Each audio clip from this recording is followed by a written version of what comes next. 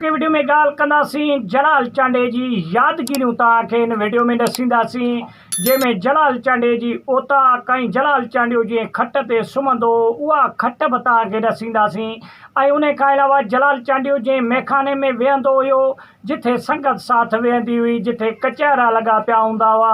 जेके वण वीरान थी विया हिन वक़्तु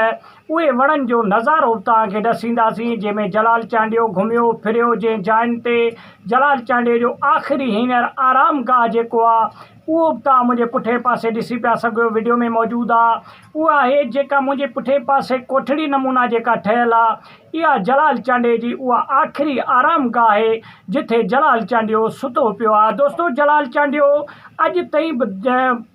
सिंध वासियुनि जे दिलनि में ज़िंदा आहे ऐं जलाल चांडियो अॼु ताईं बि जेको आहे सो ओतिरो ई मक़बूल आहे जेतिरो ज़िंदा हुयो जलाल चांडियो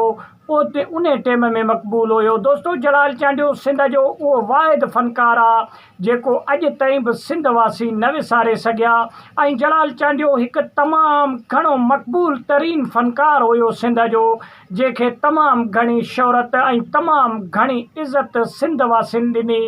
ऐं जलाल चांडियो बि उहा इज़त ऐं उहा शोहरत मल्हाई सिंध वासियुनि जे दिलनि ते तमामु घणो उमेदनि ते पूरो लथो जलाल चांडियो ऐं जलाल चांडियो जेको ॻाईंदो हुयो त उहो सिंध वासियुनि जो आवाज़ु हुयो उहो दर्द हुयो जेको जलाल चांडे जे दिलि मां निकिरे पियो उहो ईअं सम्झो हज़ारे सिंध वासियुनि जी तर्जुमानी पियो करे जलाल चांडियो दोस्तो जलाल चांडियो तमामु हिकु बहितरीनु ऐं सखी माण्हू हूंदो हुयो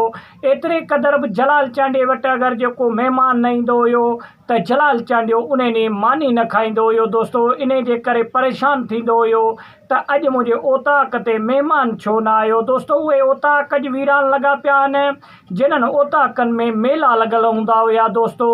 अॼु तव्हां ॾिसो हे मुंहिंजे पुठे पासे वीडियो आहे जंहिंमें जलाल चांडे जी ओताक ॾिसो तमामु घणियूं खटूं पियूं रिली विहाणा जेका सिंध जी सखाफ़त आहे ऐं जलाल चांडे पंहिंजे ज़िंदगीअ में तमामु घणो सिंधी शयुनि खे प्रमोट कयो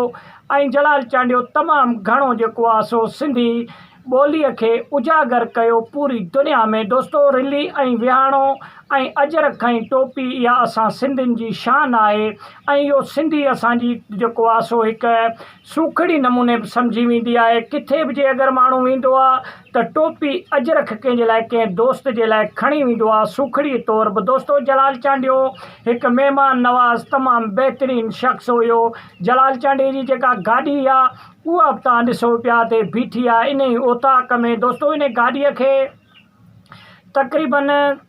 18 खां 20 साल थी विया आहिनि इहा गाॾी इते ई बीठी आहे ऐं जीअं जलाल चांडियो वियो त इन गाॾीअ ते हाणे केरु चढ़ण जे लाइ तयारु कोन्हे दोस्तो जलाल चांडियो